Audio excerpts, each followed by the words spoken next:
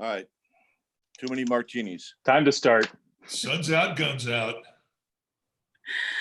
Well, hello, everybody. Thank you all for joining us tonight. We are so excited that you are here. And we want to start by wishing you all a very happy Pride Week. It's the 50th anniversary of Pride. And while we wish we were in the ballpark to celebrate, we're excited to have everyone with us tonight here. Now, as you've all likely seen, baseball is in the process of coming back to us this year. There's still much to be confirmed and finalized.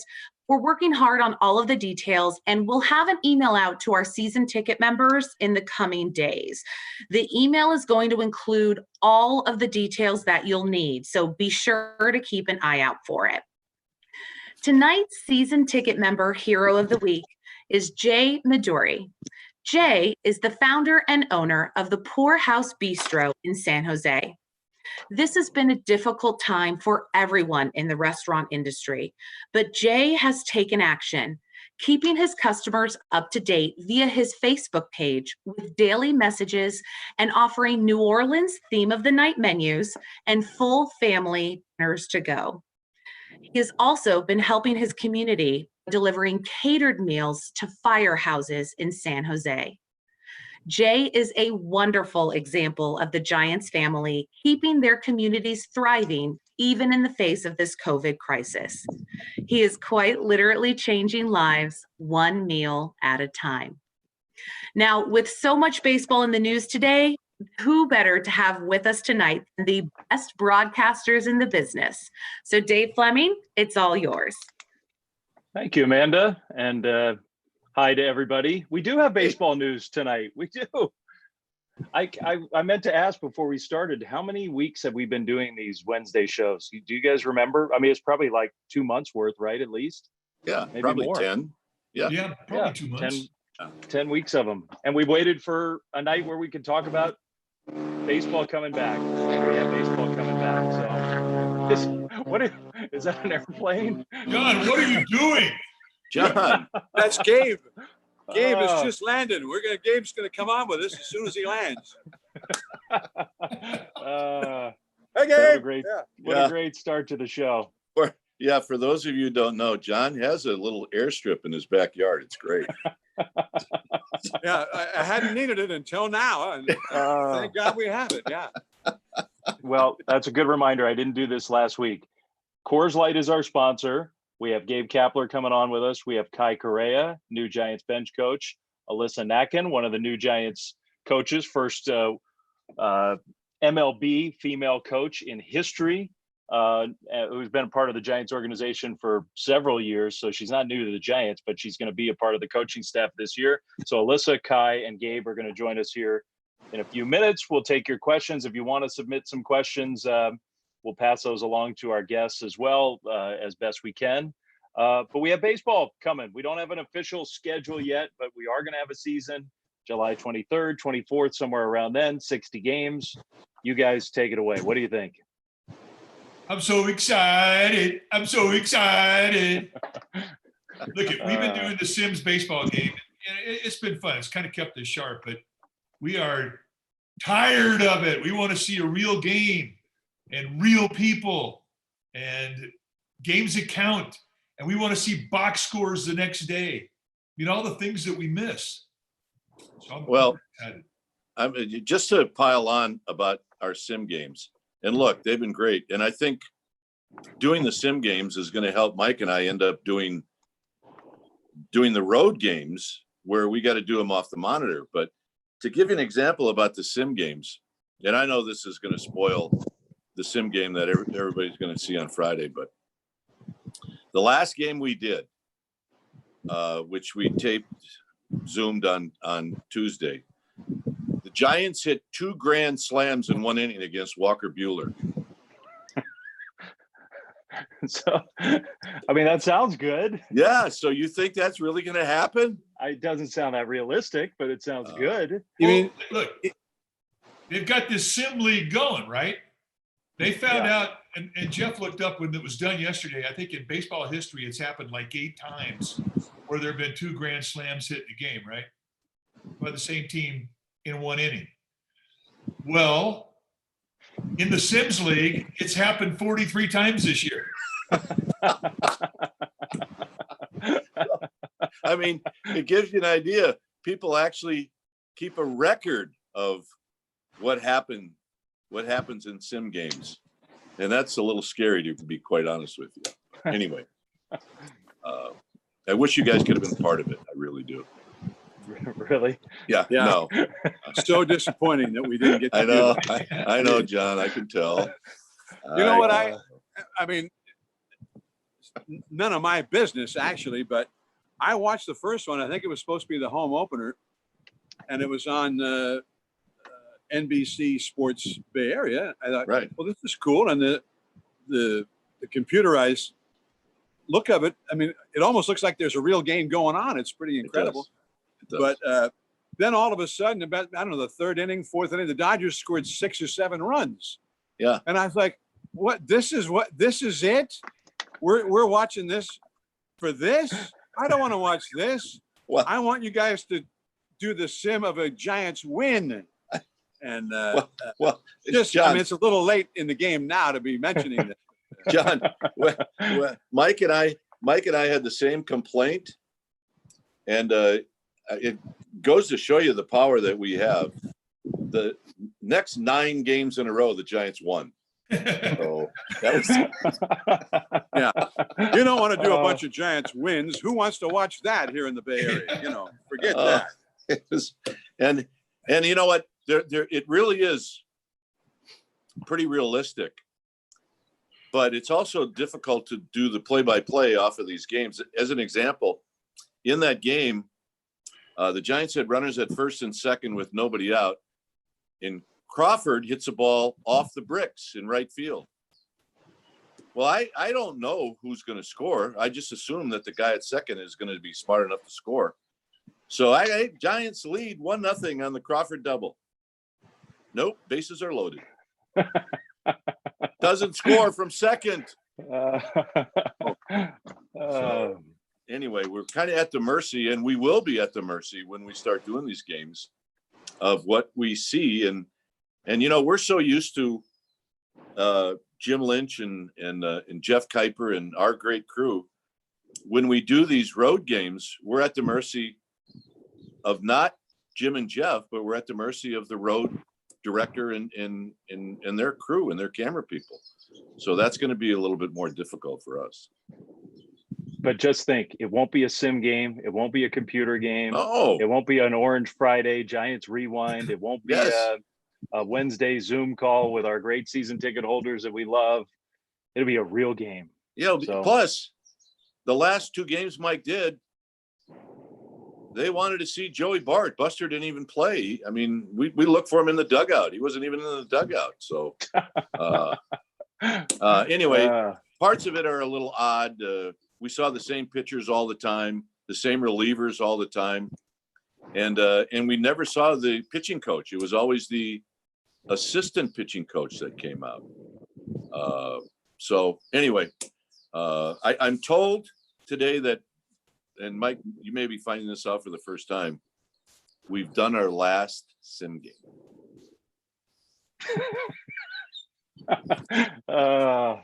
It does mean real baseball is coming. I assume our fans who are watching tonight have read all the details that have come out. I mean, there's not been an official schedule sent out, but 60 games, 40 games against your division, 10 against each division opponent. Then you play the other 20 against, in the Giants case, the American League West teams. So you get 10 games against those teams. And that's the schedule. Universal DH across baseball. Extra innings are going to be different. I mean, all this stuff we can talk to Kai and Alyssa and Gabe with, but no fans in the stands, at least as of now, which will be very different. You know, it's not going to be normal baseball as we're used to it, but it's going to be real Major League Baseball.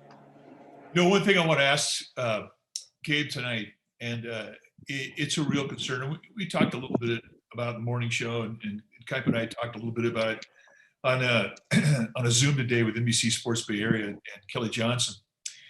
But there is no athlete that is married to routine like a baseball player, simply because it's played every day.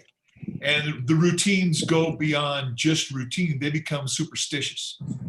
And it's the part about baseball that I love, but it's a little weird. It's also a part about baseball that carries from the clubhouse or the field into the stands and into the living rooms when Giants fans and baseball fans watch it.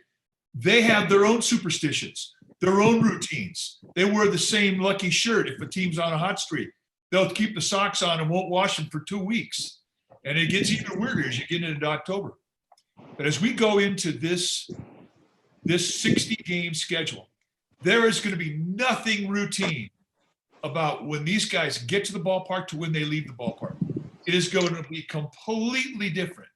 And because of that, it's going to be a real opportunity for these guys to all moan and groan and be negative.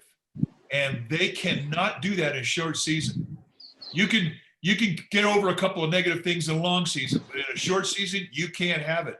And that's going to be a real test for Gabe and his coaches to keep everybody positive when they're coming in and they're redefining their routines in ways that they've never done before. And you think about the Giants, they're an older team. They're really set in their ways. So that is going to be one really big, significant thing to watch going into the season. And I do want to talk to Gabe and about that. But I think that is one of the real interesting things that is about to happen. Yeah, I think that's true. I mean, it's going to be so unusual for everybody. And one thing about the Giants is, and maybe we should just bring in Gabe now. I think Gabe's probably ready to go. We can just get going with Gabe. But he has spent so much time over these last few months planning and going through all kinds of contingencies and, if this, then what, if that, then what. So, there's Gabe. Hi, Gabe. Hey guys. Good to talk to you again. No, I was listening in, and great conversation. Excited to answer Mike's question. I think that's a great place to start whenever you guys are ready. Start with it. Started. Yeah. So I think it is a huge challenge, Mike, making sure that our players are not taking this time to complain about the things that everybody is contending with. So yes, we are major creatures of habit. Some guys like to spit sunflower seeds. We're not going to be able to do that anymore. The one thing that we're all very used to is having guys come into the dugout and give high fives and hugs. We might not be able to do that anymore. Our coaching staff is going to be coaching the games from the dugout with masks on. Everything is going to be different. So when we hear those complaints, it's important that we put those fires out right away. And one thing that I think is especially effective with competitive people is to say, you know what, when it rains on one side of the field, it rains on the other side of the field too. So what's happening for the Giants in our clubhouse is also happening in Southern California, and it's happening, on the east side of the United States. Everybody's dealing with the same challenges and being out of their routine. So who can do it best? Which team can handle this new normal best? That team gets the competitive advantage. So I think it has to do with challenging our players, Mike. I don't know, how would that have sat with you if I used that as a way to motivate? How would you have responded to that as a player yourself? It would have been tough because, as you get into professional baseball, it's a different world because it's played every day.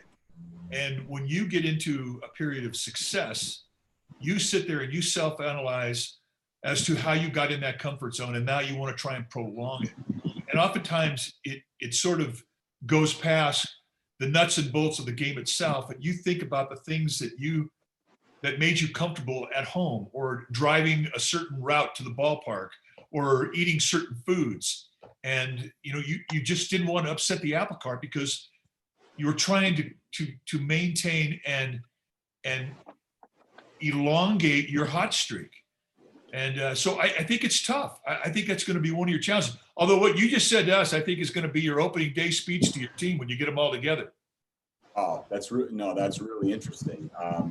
I do think this is all about, motivating players and maybe this is actually specific to you, Mike, and you, Dwayne, because you kind of have this this background and this experience, maybe it's about being empathetic and be like, look, like I know what it feels like to want to put on the same socks every single day. I know what it feels like to not have to have my temperature taken as I walk into the clubhouse.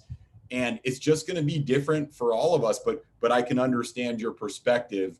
And as a former player myself, I think at least I can understand what they're going through. And I know, Kai Correa and Alyssa Nakken, we're going to jump on this call in a little bit, they're going to be focused on making sure that we express both empathy to our players, understanding what they're going through, but then also be prepared to raise the bar for them and challenge them a little bit. Okay. Yeah. Well, Gabe, I think you've tackled this problem, or not, it's not really a problem, but you've tackled this with how you approached going into spring training with using different drills and things that were maybe a little bit more interesting than the old fashioned way. So you've tackled this with your veteran guys and they bought into it. So it's likely that when you tackle all these different situations now with, you only get you can only get to the ballpark 5 hours before where are you going to park? Where are you going to eat? You've tackled this before. And if Buster, Crawford, Belt, Samar, if these guys buy into it, then you've got it licked.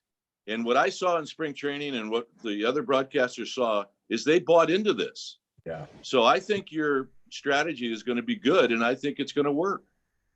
Yeah, no, I really appreciate that. And I'm really glad that Kai and Alyssa are on this call to talk about this. And I encourage you guys to ask them about the ways that we're going to challenge our players in this modified camp. I think one thing that's really exciting to talk about is how we're going to utilize every square inch of Oracle Park. It's kind of cool for the first time, and we'll share this with our players to try to motivate and inspire them. We're going to get to use spots of the ballpark that haven't been used before. We're going to utilize the visitors clubhouse and the home clubhouse and be able to spread our players out. But we're also going to put batting cages out beyond the center field wall. And we're going to have our own batting cages that we can use. And then we're going to come together in the middle of the field and compete. And we're going to have to be creative and we're going to have to be progressive in the way we practice. Make sure those practices are especially intense and competitive because we're not going to be playing baseball games. We play in inter squads. We're going to have live batting practice sessions, but we're not going to see a team in a different uniform across the dugout and on the field. So we're going to have to think of creative ways to simulate that intensity. And I think our coaching staff is very well equipped to do those things. So we had heard, Gabe, that at least the possibility existed of maybe teams that had another big league team close by. You could maybe work out an exhibition game or two. Are you assuming that won't happen, that you won't play a game again? It'll be all inter squad to get ready for opening day? That's the most likely outcome, Dave. We'll play inter squad games. We'll have live batting practice sessions, have high intensity practices. And then at the very end of camp, right before the season starts, it looks like we'll get a handful, maybe three exhibition games. And I would say the most likely opponent there is going to be the A's, which I think will be really exciting for all of us and for A's fans as well. Yeah. John. So 3 exhibitions right at the end before the season starts. Correct. Is that what you said? Yeah, and I think that's the only time that we're going to see a team in a different uniform. But I think one of the things that we're going to learn, John, is that we might not need all of those spring training games against teams in other uniforms to be fully prepared and fully ready for the season. Not that that's going to change our spring training schedule going forward at all in 2021 and beyond, but just that we can adapt, we can adjust. We're strong and we can do this. Now you over the years in spring training, you have the exhibition games, the starting pitchers, the bullpen. Everybody works on a schedule. They work every 4 days, every 5 days, and build up their pitch count up 90 to 100 pitches by the end of camp to be ready for opening day. So now you have a 3-week camp, and other than those 3 at the end, you don't have the exhibition games. Exactly where do you expect those starting pitchers to be? How how many pitches will they be able to throw by the time we actually get to opening day? Right. And that's the right question. And of course, we want to be optimistic, but we also want to be realistic. And there is very little chance that what you're going to see when we open up the season is a regular 5-man rotation where Johnny Cueto, Shark, Smiley, Gosman, and a 5th starter go out there and give us 7 innings and 100 pitches. It's just not going to happen. We're going to have to piece games together a little bit at the start. And in part because pitchers might be built up for 3 innings or 3+ and have like 50 or 60 pitch counts to start the season. So we'll use pitchers to handle like 3 or 4 inning stretches. And sometimes relievers will come in behind them and give us, 2+. And maybe we'll use a really high leverage guy to bridge the gap between the starter and the bulk inning reliever. But it's not going to look, especially at the very beginning of the season, familiar as it relates to a 5-man rotation and guys going out there and giving us 100 pitches. Just not possible. What along those lines, Gabe, about the roster, because it is a little confusing when you read about the roster, right? So you 30 active players at the start of the year, then it tiers down maybe 2 other times through the end of the season, but there's also a 60-player pool, so you can keep other players. I mean, does that mean down in Arizona, sort of staying ready in case you need reinforcements? Maybe tell us a little bit about your understanding of how that roster breakdown works. Right. So we have the ability, Dave, to bring 60 players to our modified camp in San Francisco. We might not bring 60 players. It might be a number, something in the neighborhood of 50 to 55, although it might be 60. And then when camp breaks and we start our season, we'll have an alternate location. And that alternate location, obviously we'll have 30 players on our opening day roster. And that alternate location will house like a taxi squad and potentially some opportunities for development for our young prospects. And if we have a player go down due to injury, we'll be able to mine players from that additional roster at that alternate location.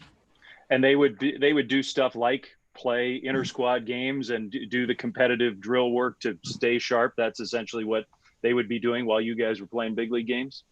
Yes, and we'd have an alternate staff available to serve that alternate location and that group of taxi squad players, or that group of kind of backup players. And that staff would likely consist of some minor league coordinators and some others that Kyle Haynes, our farm director, decides make the most sense to kind of service those players, to, like you said, keep them sharp and doing intense work, play inter-squad games, but also to try to get some developmental reps for our young players. Gabe, one of the things that I thought was a big significance, when they label high-risk players, and high-risk players have the option to sit out if they just feel that baseball would jeopardize their health, get paid, get time. And there's another player that who just isn't comfortable with it. He wouldn't get paid, but he would get time. Is that going to be an issue as you get closer to getting your roster together? Do you think that there might be a couple of guys on the club that might fall into those 2 categories? I think that's a great question, Mike. The answer to it as of right now is I don't know. We've had extensive conversations between myself, our medical staff, our coaching staff, with all of the players on our roster and even some of our players that haven't spent much time at the major league level. And to my knowledge, to this point, we don't expect anybody to not be in our camp, our modified camp. Now that could change. We could find out some information that we don't quite have yet, but as of this moment, that's not a concern for us. I have heard rumblings around the league, but most of that stuff is speculation. And the things I'm reading, I'm going to set aside until we have more concrete information. Hey, before we let you go, I mean, you have to know that there's nobody in the ballpark, right? When you're managing, which means with John's voice, my voice, Mike, Dave, we can actually yell down to you and say, Gabe, what the hell is going on down there? And I'm wondering if you're okay if we do that. With your great voices, Dwayne, with those with those awesome, iconic, legendary voices, Uh-huh. I think Sure. you guys should sit right on top of the dugout. What do you think? And you guys can just lean over. That's good. Yeah, we're in. Absolutely.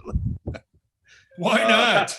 I mean, it is possible, and I don't know what the Giants are going to do as far as crowd noise and scoreboard, but it is possible that if there's an exciting moment that you, not you, just you, but players in the dugout can hear us. And it's also possible that we can hear what's going on in a conversation with the players on the field. And it all that's unprecedented. It really is. It's all going to be so odd. And I mean, look, like there's the possibility that we can hear everything that's going on, like when in their dugout as well, right? So sure. We're going to have to be a little bit more cognizant of how much our voice carries, especially you guys. You guys have these booming voices. But when I go out and have a conversation on the mound with a pitcher, by way of example, I'm probably going to have to talk a little bit, more quietly than I normally would. You never know if the runner at first base can now hear what's going on the mound. So right. There's a lot of hazards that we never had to deal with before. But the cool thing is we're all experiencing this for the first time together. And so, what about umpires? Are you going to be softening your voice with umpires? That's a great question. Probably not. When those conversations happen, people are, the emotions are running kind of high, and maybe it's actually an excuse to be a little bit louder since there's no fans who can be offended by what you might say to the umpire. I haven't watched a lot of golf, but according to what I've seen on Twitter, the announcers are apologizing a lot for the golfers who are dropping a lot of words that shouldn't be used. So we're available to apologize for any language that you use, which in baseball, as far as I'm concerned, is appropriate. So don't change whatever you do. I have a feeling you guys won't be making any apologies for any language that comes from us baseball people. I think you guys are going to support it. I think our fans would. John, you're muted if you're trying to speak. Oh yeah, how's that? That's good. Better. Unmute. Okay. Much better. If you go out to talk to the pitcher, is there a protocol in that 101-page guidebook? I mean, do you have to be distanced from him? Do you have to have a mask on when you go out there? Is there a section about managerial visits to the mound? That's a great question, John. I don't know. I haven't read anything. I've read that document and I haven't seen anything that addresses that right now. The one thing that I think can give us a little bit of comfort is that we're going to be testing so frequently that we're going to have some degree of, or we should have some comfort in knowing that most people that are in the ballpark don't have the virus. It doesn't mean that we're not going to have to be especially careful, and we are going to have to adhere to all the protocols that Major League Baseball puts in place. But at the same time, when I go out and I talk to our pitcher, my understanding is that our pitcher has tested that day and has likely tested negative. I've tested that day and I've likely tested negative. So I may have a mask on, I may not, but I think that in those moments, all of that other stuff is going to fall away, and it's just going to be me and Buster and the pitcher on the mound by way of example. Yeah, that seems right. Yeah. Go ahead, John. No, I mean, how much of that kind of stuff can you do? I mean, it's right. So, is the umpire behind the plate? Is he supposed to wear a mask? He's breathing right on the catcher's face, practically, right over his shoulder, right by his ear. So my most recent understanding, and again, like I'm not 100% sure, is that the people on the field, so our third base coach, Ron Wotus, our first base coach, Antoine Richardson, are not going to have masks on. In the dugout, I'll have a mask on. Kai will have a mask on. Other coaches in our dugout will have a mask. But once we enter the field of play, I'm not sure if the mask comes off, but I do know that our base coaches are not supposed to have masks on, or not going to have masks on. Well, maybe this would, because Gabe's going to hang with us as we bring on our two Giants coaches. Maybe that's a good transition. I think they're here, sort of standing, waiting in the wings, Kai and Alyssa. And if we can get them to jump in here and be on camera, I mean, maybe we can talk to them about, because welcome, Kai, Alyssa. There they are. Hey, Kai. Hi, Alyssa. What's up? Hey, Thanks for guys. having us. Hey, Alyssa, Kai, welcome. Yeah, thanks for being Yeah. with us. Kai, maybe we'll just start with you. I don't know if you could hear that last discussion we were having, but you're the bench coach. How much of setting up, I mean, it just seems like such a strange thing to even be asking, but setting up what the dugout looks like and who's allowed to be where, and is any of that your responsibility? Who's supposed to help and get things organized? Because it is going to be so different. Yeah, I think there's kind of three factors that we'd use to make those decisions. The first would be the protocols they put in place, and they put those in place for a reason. So following those, the second thing would be, collaboratively through our group and discussing, who belongs where, from a strategic standpoint, what makes the most sense. And then the last factor we'd use is common sense, and doing things that make the most sense in terms of allowing us to communicate with the guys and therefore win games. Does the dugout get extended? Is the dugout not the dugout anymore? Are you taking up seats outside the dugout, or? Well, actually, Cap was really forward thinking when he hired me, and I'm not a large human, and so I don't take up a big part of my 6 foot window, and neither does Antoine. And so I think the two of us make that dugout feel a little bigger. You count really as one, the two of you. Exactly. Perfect. Kai, one of the responsibilities of a bench coach is to know the book and the rules of baseball. Are you spending a lot of time right now going over it? And because look, we've been studying it for 40 years and we still don't know it all. And it can be a bit intimidating for a coach that's supposed to know everything in that book. No, that's a major component. And so, one thing is we're fortuitous is we can never forget about the walking encyclopedia that Woe is. And remember that he's going to be present with us. And so that's a major resource. But the other component is that's a part of the job that Cap and I talked about early in the process. And so we spent a significant amount of time working through that, the three of us, and running through simulated scenarios and making sure we have a firm grasp on that. And then I also converted the book, the Major League Rule book, into a book on tape. And so it plays on audio, when I go on significant drives. And so I've consumed a lot of it that way as well. Huh. Alyssa, how That's a about good you? idea. Has that been a challenge for you as well to learn the rules? Yeah, I'm learning every single day, but I think Kai is half man, half wizard, and knows just about everything in that book. And so I'm kind of constantly learning from him. But I don't have the book on tape yet, but I think I might transition to get it that way. Is that your voice, Kai? Like you voiced it, you've read from the rule book, or you're taking it from someone else? No, it is like a computer program, and it is brutal when you think about how the rule book is written combined with the computer voice. And so, Lord. But it makes it worthwhile. Like Mike said, it's such an important component to my job. And so I've been kind of doing that for months now. You should have told us. We would have worked on that. We had all this time off. Yeah. We could have done the rule book on tape for you. Come on. I know you guys were too busy broadcasting the Fernando Vina special, the 2 grand slams in the same inning. Now, Rule 5.14, Section D. Here's Dwayne Kuiper. Fernando Tatis Sr. Yes. Hey. That's right. Hey, Kai, you should know this, and I'm going to speak for Mike, and I'm going to speak obviously for me, that when we were players know the rules less than anybody. And that's always a challenge for a coach, because I can't tell you how many times something happens on the field and a player doesn't know the rule. And you get into the dugout and you want to go like, what's going on out there? So you have to know that ahead of time. those guys that you're coaching, they don't know the rules that well. Absolutely. And I don't think that's unique to any level. I'll never forget sitting in the Giants clubhouse years ago when Steve Finley was with us.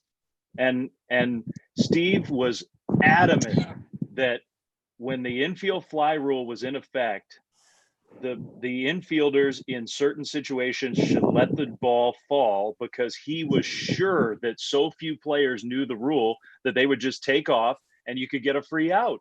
And he was arguing this in the clubhouse, and other Giants players, I can't remember who, were screaming back at him, "You're an idiot. I would never do that."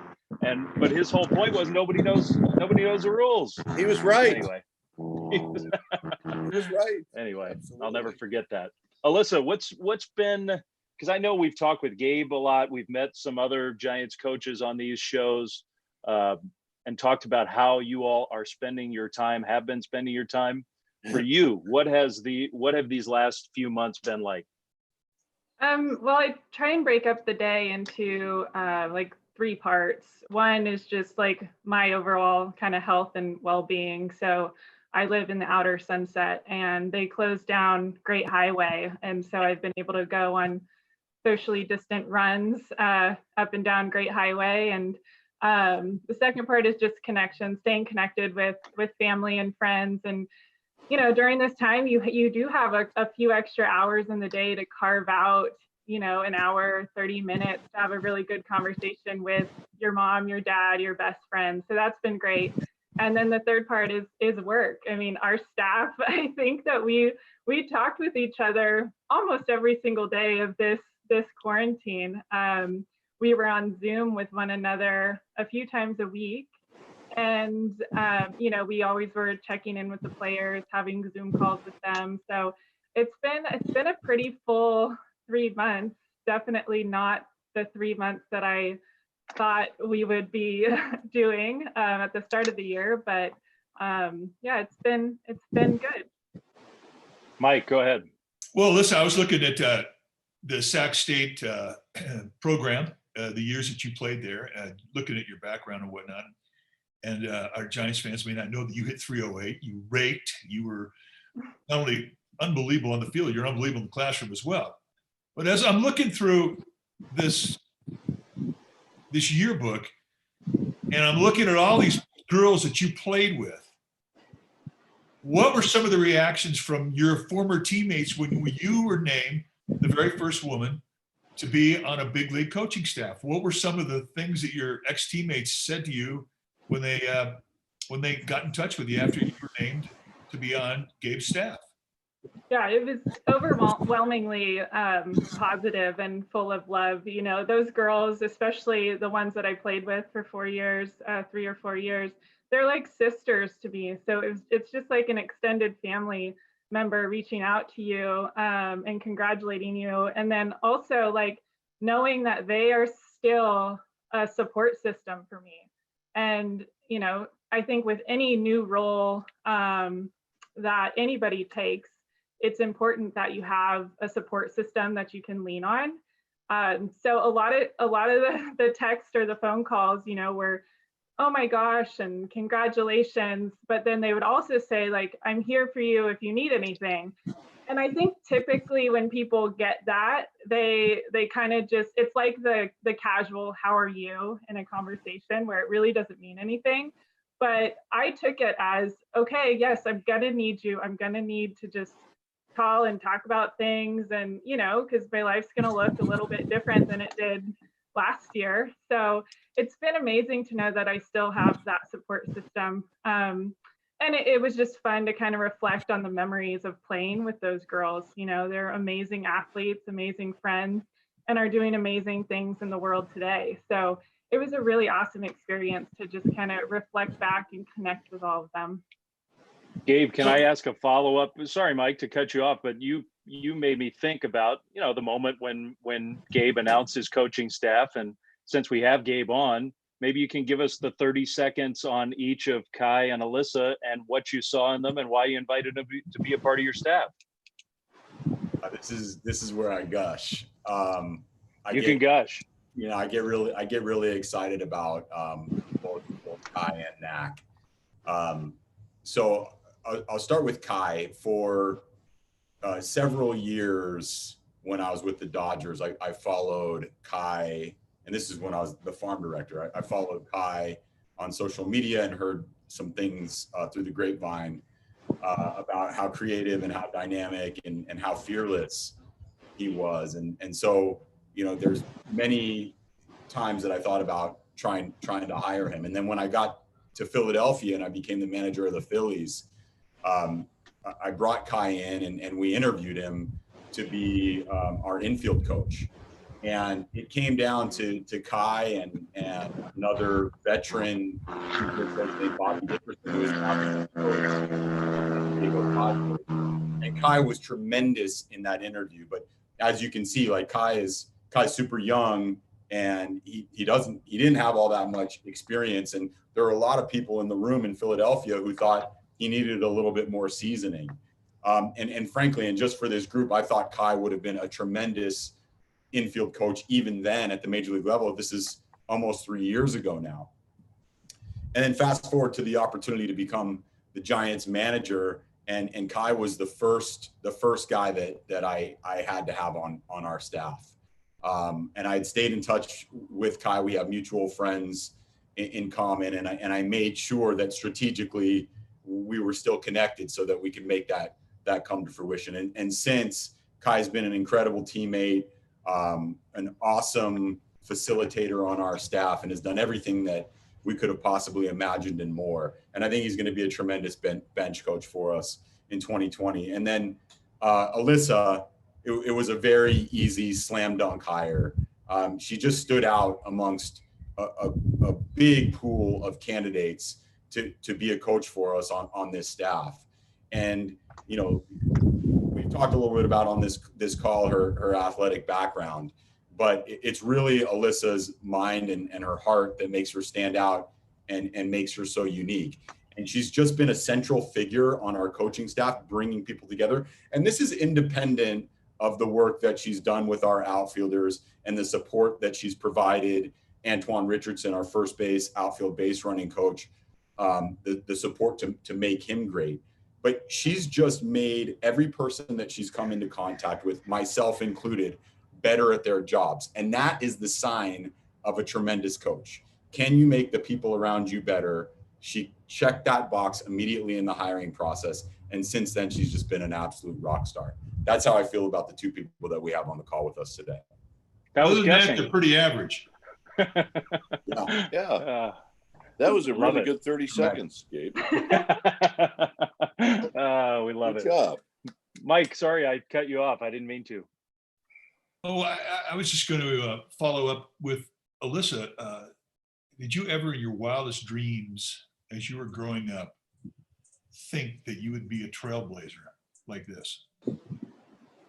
Ooh, I like that question. I think the most common question I've received has been, did you ever in your wildest dreams think that you could be a major league coach? My answer was always no. Like I never saw it.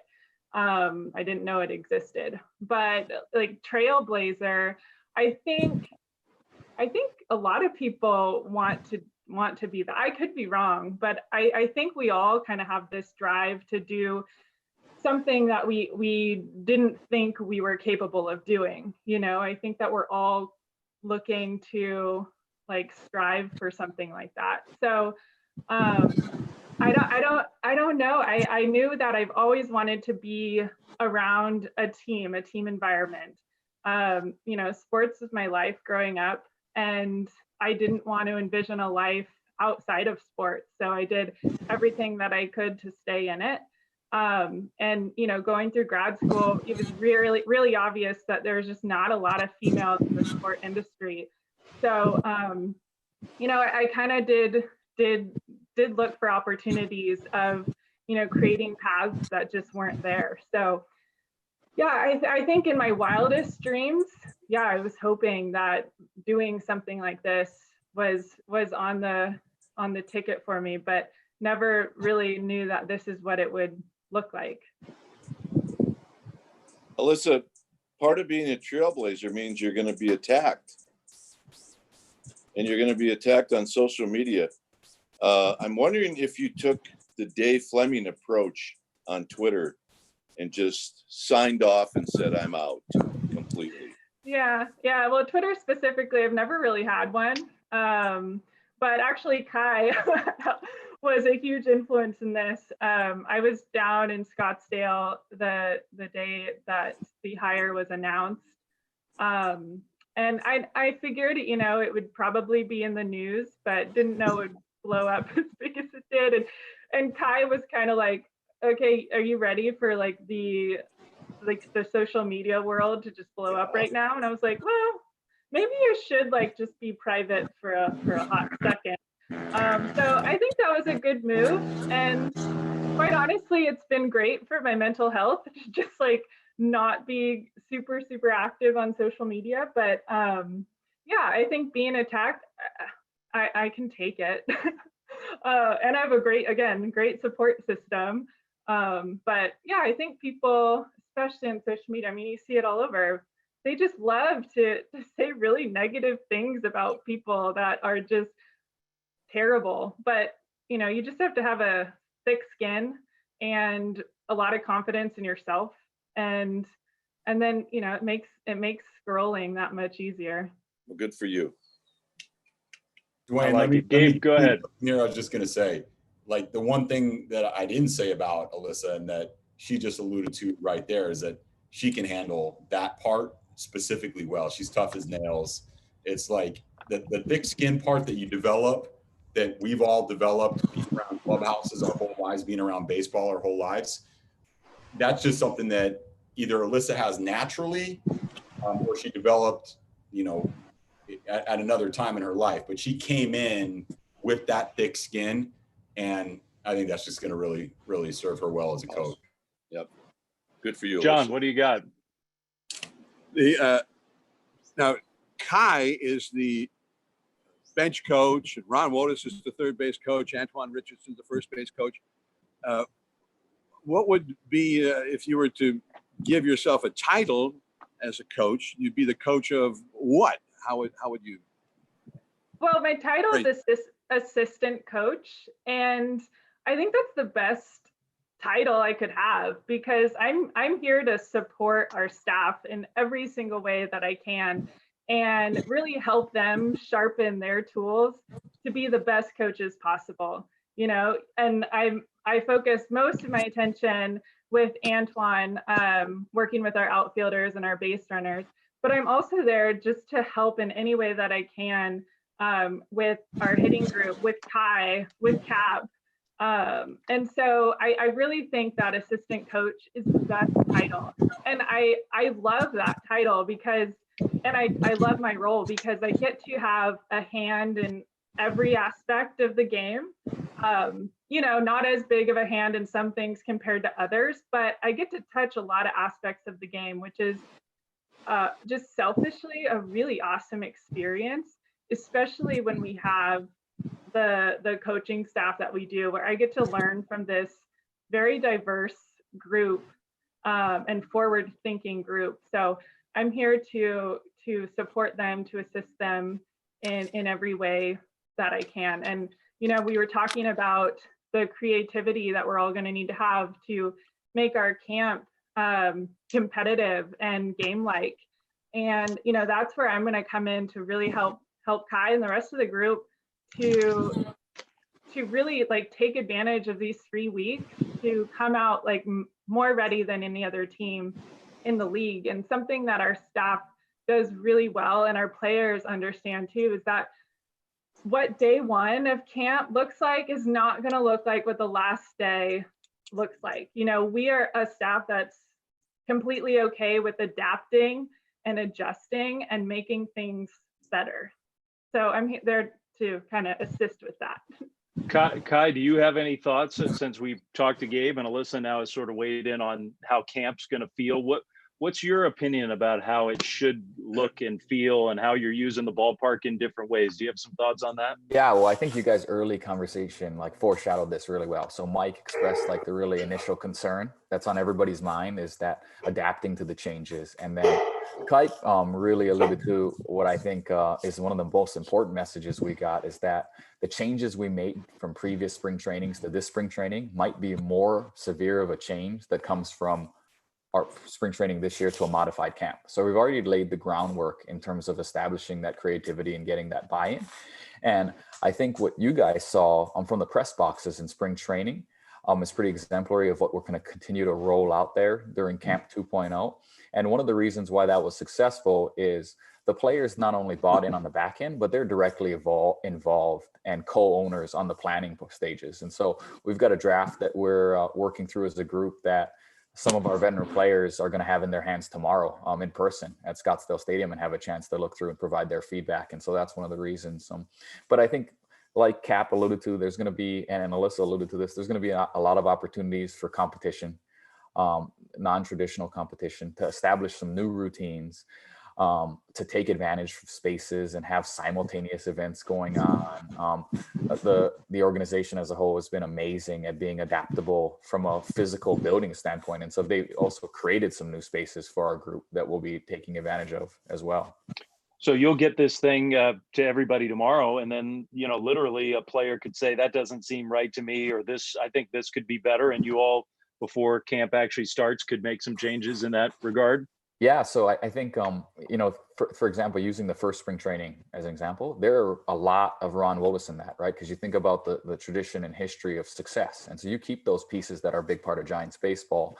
And at the same time, there's a lot of pieces of all the different coaches on our staff that they brought from different organizations. And then there's also Evan Longoria's advice mixed in. There's Buster Posey's preferences for his routine built into those things. And so that's not it's a process that takes more time. But I think it makes the meal taste a little bit better at the end of the day, when everyone's kind of had their chance to take a shot at the menu. And so definitely so. Mike, go ahead. I saw you had your hand up. You're muted, but unmute yourself and go. Mike, I'm ready to take your question as long as you're not going to bring up my collegiate stats. If that was just for Alyssa, we're okay. I did check out your stats, as a matter of fact. They were good. No, the question I had is, Kite made mention of it earlier to Gabe, what you weren't on yet, but I know you were listening. And what he said was something that Dave and John and I all were impressed with. We were impressed with how the older guys on the club bought into the way that the camp was being run. And when we got to camp, we were really looking as to how this new coaching staff was going to be able to teach some of these old dogs new tricks. And I know that was a concern of you when you were going in there, because so many of the older players on this club are infielders, but yet you crossed that bridge. How did you do it?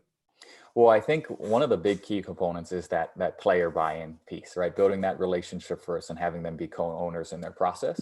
The second thing is that it's not, and they may be old dogs or older dogs, but it's not a new trick. All of them have had really, really successful careers to this point. And some of it, a lot, was building bridges back to what they've done in the past. You know, maybe establishing a new routine that takes them to their memory of their highest point. You referred to it earlier about you want to wear that same shirt to keep a hot streak. Well, what we set out to do is find those old shirts and bring them back out, you know, and reestablish some of those movements and some of those routines that got these guys success through the World Series years, to previous All-Star campaigns, the Gold Gloves.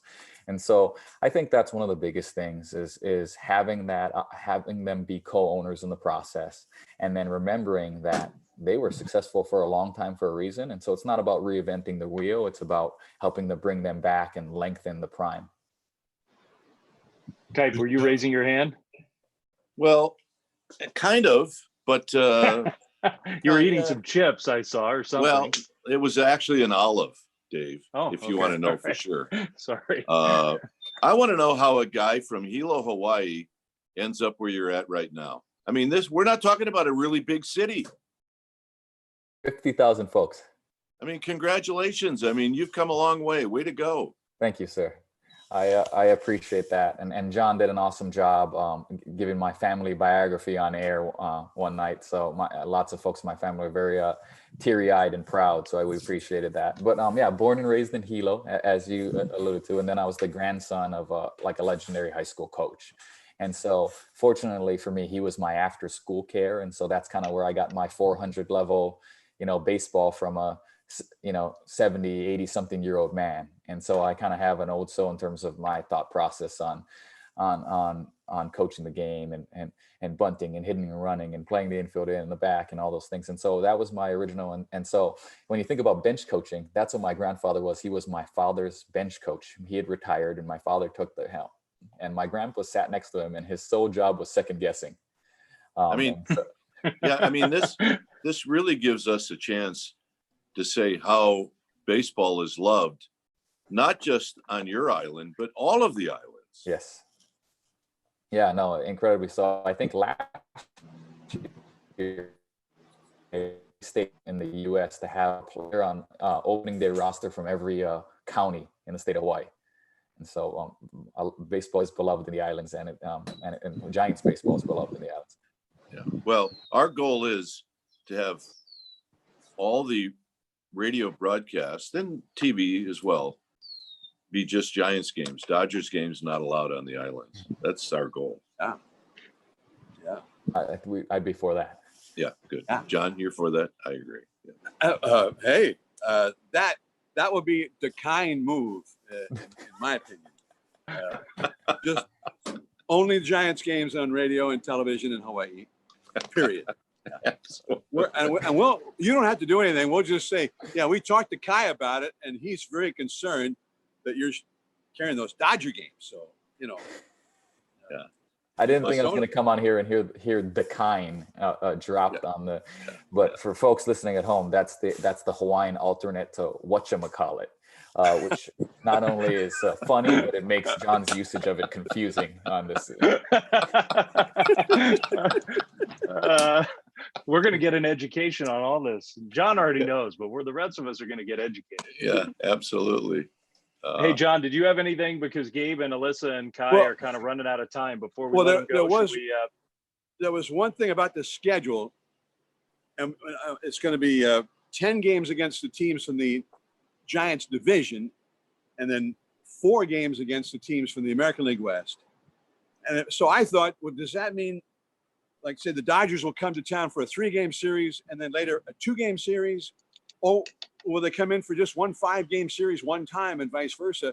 Have you seen a proposed schedule? Do you have any idea, any insight on how that might work? Because it could end up being a lot of 2-game series with 2 and 2 against the American League West as well. Yeah, John, we don't have a schedule yet, man. I would love to be able to speak to that directly. I haven't. The answer is we don't quite know yet, but we expect to know shortly. Once we have a schedule in our hands, we're going to get it in yours for sure. And would you prefer maybe 2 trips, like a 3-game series one time and a 2-game series the other, or would you kind of like that you get all the 5 games in that city out of the way all at one time? I think I'd prefer to travel less on behalf of our group, and I actually think a 5-game series on the road makes a lot of sense to keep everybody safe and healthy. So I would be for that format rather than more back and forth. Gabe, as a final follow-up, maybe I'll ask you if Alyssa and Kai have any thoughts they can weigh in too. But Austin Slater is a Giants player rep, and I thought his comment. I mean, we all know Austin. Austin's a really bright young man. His comments I appreciated. I mean, he was very firm, I thought, and I can't remember if I read him in one of Henry's pieces or wherever, but about this is on all of us to be super responsible. And I thought he was pretty direct about how the players are going to have to take ownership of being as safe and careful as they possibly can. I mean, we've already seen it these last couple of days with some other camps being really affected by mini outbreaks. Did you talk to Austin about that, or did you read the same thing I did, or do you have any reaction to his thoughts about players sort of making sure, and not just players, but coaches and everybody part of the traveling party sort of taking responsibility for keeping this thing on the tracks? So I think Kai and maybe Alyssa as well have had more recent conversations with Slates than I have, but I did read his comments. And what I found most compelling about them and most inspiring about them is the accountability, right? And I think one of the things that we are missing right now, both at the, the local level and even beyond, what we really want is leaders to be accountable and players to be accountable and say, you know what, there are a lot of things that are outside of our control right now. We're not sure like all of the various ways we can avoid getting the coronavirus by way of example, but we can do our part. And what our part is, practicing good hygiene, having a mask on, social distancing. We're going to be able to do these things at the ballpark. And so for Slater to come out and say, this is our responsibility, it's exactly the messaging that we're going to be pushing in the clubhouse. So I was personally really pleased to read that. And I'm not sure if Kyle or Nak have had more recent conversations with Slates and want to speak on that as well. More than a conversation, one thing I'll add is that he's one of the group that's working out at Scottsdale Stadium since Major League Baseball has allowed that, of the 16 guys. And I think that entire group and that entire staff testing negative as it was released is a direct reflection of their actions speak louder than words. That group has been incredibly accountable from Longo to Corral. You're talking about men with large families and young children, and they've done an amazing job of keeping the health and safety of themselves and the rest of the ball club at the forefront. And so I think them in being accountable, in addition to how responsible our medical group has been a great place to start with these workouts in Scottsdale. And so I'm kind of looking forward to following through on Austin's quote with everybody else at Oracle starting next week. Yeah, I'm glad to hear you all say that. I mean, I don't know. I read it and I was just super impressed. I thought it came across extremely well. Like, there's a guy who knows what he's talking about and is somebody we should be listening to. So anyway, that's why I brought it up. I just was impressed by it. I was. Really great having you three with us. And so exciting. We have I guess we don't officially have an opening day yet. We don't know, July 23rd, July 24th. There's still some things we don't know, but we're going to have some baseball. So that's great. Enjoy. Thanks for being with us. Thank you guys. Yeah. Thanks for having us. As Thanks, always. Alyssa. Thank you, everybody. Alyssa, Kai, great to Can't wait. talk with you for the first time. Thank you. Thanks, Gabe. See you Thanks guys for soon. being with us again. See you soon. Bye. Well, I mean, not we say this every week, but just a super impressive group of people and a great conversation. You know what? I have to tip my cap to Gabe for putting this group together because they're all interesting, and they all care a lot, and I can't wait to see how this organization moves forward with groups of people like this. We should be really proud of how the Giants have gone from the Bruce Bochy era to the next era. And I get it. In the end, they're going to be defined by wins and losses. But in a lot of ways, early, we can define them by how they are as people and how they interact.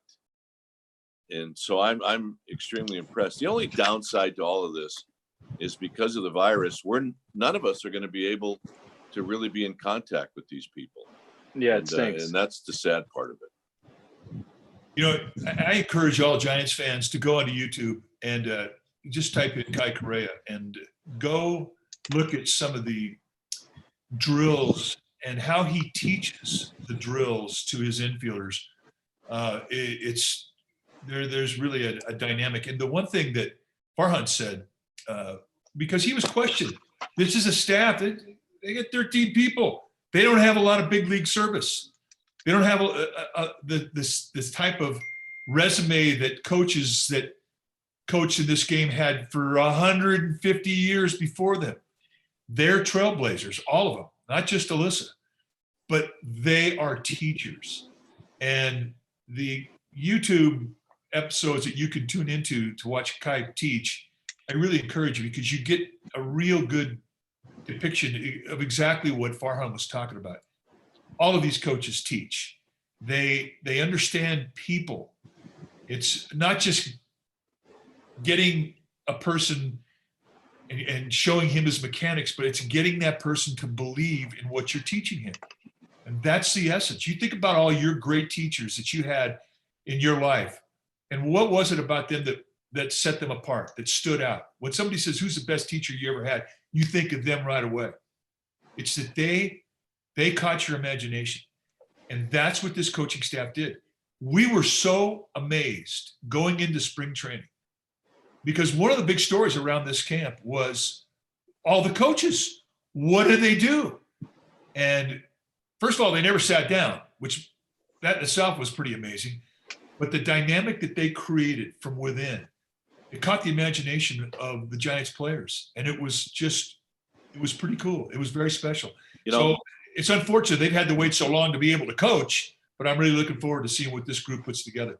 Mike, to add to that point, I always thought there was a couple of things that just had to be. One, the president of the United States had to be older than me. And then Barack Obama was the president and he was younger.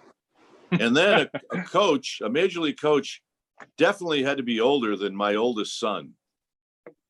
Well, that blew up because I'm looking at Kai Correa. He's 31. He's 31. He's 31. He's the bench coach. He's younger than my kid. So I really applaud, like I said, Gabe, for taking a chance on these younger people and Alyssa to make this a really terrific staff. It's going to be fun to watch. Yeah. Well, and I remember going down, I think, Kai, you and I got to spring training a day or two before the first exhibition game, before the first Cactus League game. And I wanted to first thing meet the coaches because there were so many of them. They had their own locker room down there near the manager's office. I never saw a coaching room that was that large, but with 13, 14 coaches. You needed a big place. And then I needed the coaches that were in there to stand beneath their nameplate. Because it was too embarrassing to say, and your name is, who are you? But we went in there before every home game at Scottsdale Stadium, and we still never met because they were all over the field and working with guys and whatnot. So we met some of them, and some of them we still haven't met. Now I'm thinking, well, when are we going to meet them now? Because we're not going to be in the clubhouse. We're not going to be in the field. We may never meet them until next year, maybe. So. 2024. Hi, I'm Dave Fleming. Nice to. Yeah. I'm glad to meet you. Enjoyed all 3 of your years as a coach with the Giants, and I'm glad to finally meet you. Yeah. Oh man. Hey, before we sign off, anything else catch your eye? Any one of you about sort of the outline of what I think we all knew universal DH. We have this extra inning rule where runner at second base to try to prevent extra long games to start the 10th inning. The roster makeup. Anything else catch your eye? One of the things I saw was the food that the players will be eating. It'll all be prepackaged food, and food has a big part of the culture in that clubhouse, both pregame meals and postgame meals. That's a big part of it. And they're going to be packaging the meals. I don't know how it is all going to work, but that kind of jumped off the page, because that's really kind of got me on this whole rant about routine and about how guys are so set in their ways. It will be a challenge. Because I got to tell you, a prepackaged meal, I don't know how good that's going to be. It's been my experience. Hey, so the playoff game box lunches didn't do it for you? No. Hey, Dave. No. John. Yeah. This is coming from Mike, who's talking about the players and how important food is, right? What's the rallying cry about an hour and a half before we go to work? Down the hallway, Michael opened the door to all the broadcast booth. And what does he say? Let's eat. Let's eat! Right? So this isn't just on the players. This is on us, too. We can't do that. We're not going to have. We're going to have to bring our own, right? Yeah. I am going to set up the microwave in our booth. So we did see all these different, there'll be changes for us, changes for the players, for everybody. A season unlike any other in the history of the game. This thing about I'm not into this thing about putting the runner at second base to start the inning. And apparently the way it works is, let's say the Giants are home and the last guy at the plate in the ninth inning is the guy in the 10th inning who goes to second base. You stay in the lineup, but the last guy, so you don't just put anybody out there. The last guy who is up is the guy who's the runner at second base. And somebody on Twitter, one of the writers said, how about this? Bottom of the ninth inning in a tie game, 2 down, nobody on, and Billy Hamilton's up. If you're Gabe Kapler, do you order him to strike out so you can put him at second base to start the bottom of the 10th inning? I mean, he would be the perfect guy to put out there at second base. Oh, absolutely. Anyway, I didn't take that serious, but then I thought, well, maybe in a tight game, you need to keep a guy like that. You have a 30-man roster for a couple of weeks and then 28 man. Maybe you need to have a Billy Hamilton kind of a guy that you just kind of keep in your hip pocket for those extra innings, to be the guy who is the guy who goes in and runs. Although you have to maneuver it to work. I guess you could put him up with 2 down and nobody on in the ninth inning in a tie game as a pinch hitter, so that if he makes an out, he would be the guy at second base. And if he got on base, he could steal second, and maybe the next guy knocks him in. And either way, maybe it's a winning scenario. Right. I think you found the perfect name for that rule. We're going to call it the thing rule. Perfect. Hey, wasn't Gene Mock the one that was the first to use the double switch? Was he? I think he was. So, I mean, we're going to get a lot of different, analytics people that are going to figure out all of this stuff.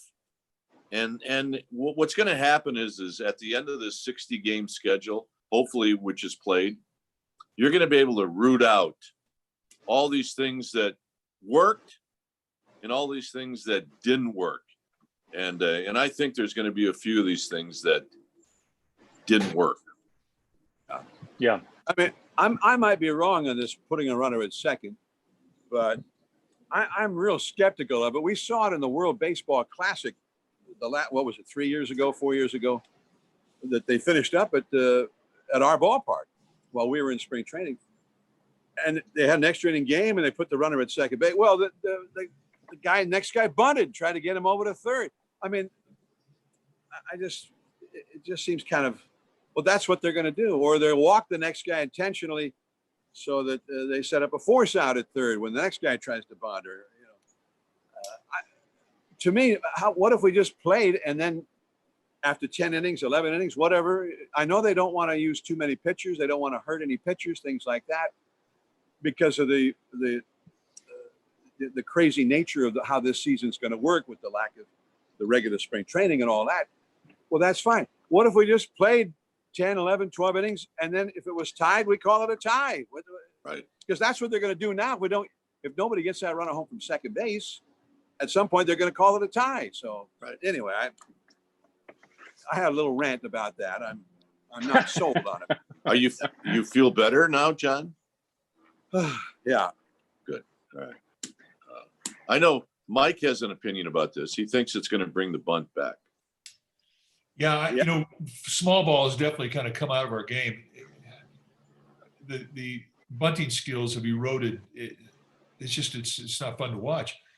But that is going to become an important at bat when you have a runner at second base. Having somebody who can get that runner over by way of the bunt or putting the ball on the right side of the infield on the ground. The other thing, too, is a consideration if you're Gabe Kapler and you're thinking, well, who am I going to pitch in that inning? Because you need to bring in a guy that can get a strikeout, because he's walking on the field with a runner at second, nobody out, and that's a strikeout situation. You're not going to bring a sinker ball into that situation. Now, by today, there's a lot of guys that average a strikeout an inning. Guys are striking more people out of the bullpen now than they ever had in any time in history. But that is definitely going to be a consideration, because that is a strikeout situation the minute he steps on the mound. Hey, yeah. Dave, can I end this by saying we followed you through your trip across the country. Where are you now? I made it across the country. We made it fine. We're here with my family for a little while, and then how many peace stops did you make on this trip? Oh Lord! Well, we had a 15-year-old dog, so if none of us needed to, he sure needed to. Well, you used him as an excuse. That's We not used fair. him as an excuse. Yeah, we got to pull over again, kids. Sorry. Okay, Dave. So you're back in Alexandria now with all the family. I want to Yeah. ask you a question. Did you make more pee stops or do you have more mosquito bites? I have more mosquito bites after tonight. We did Come a on. before this call, because now what time is it? It's 10:15. So before this call, we finished dinner. We all went out, the kids and I went out in the backyard, and we had a wiffle ball home run derby. There's a fence that's a good home run fence. And man, we got eaten alive. It was a fun home run derby, but woo, Dave, bad. if I was a mosquito, I'd go after one of your legs. I got to tell you. They're very popular. They are. Well, they're like the front porch light. That's why.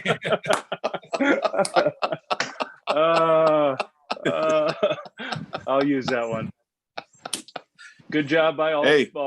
three of you. So do we Thanks. keep doing this now that the season's on? I Is don't this know. the swan song for this show or what? I don't I don't know. know. It's been a good run. Coors Light I mean- sponsored us the whole way through. Our fans have participated. I Yeah. apologize. We had some questions tonight. Jill, Trish, Jeff, some others I had written down. We just didn't get to them. But The ratings know. are really good, John. I think And, we're gonna. by the I think way- we're gonna at least do one more. Don't you? At least do one Yeah. more. Yeah, I hope As so. as Bob Euchre would say, you guys must be making a lot of money doing this. You guys must be making a fortune doing this show. Yeah. All Hey, right. well, don't take even care, give me- guys. It was good. I look forward to this night more than Yeah. anything. Good way to end it. Yeah, me All right. too. Thanks everybody, and thanks Yeah. to our fans and to Coors Light and everybody. We'll talk to you soon. Have a great time back there, Dave. Okay, thanks, John. Bye-bye.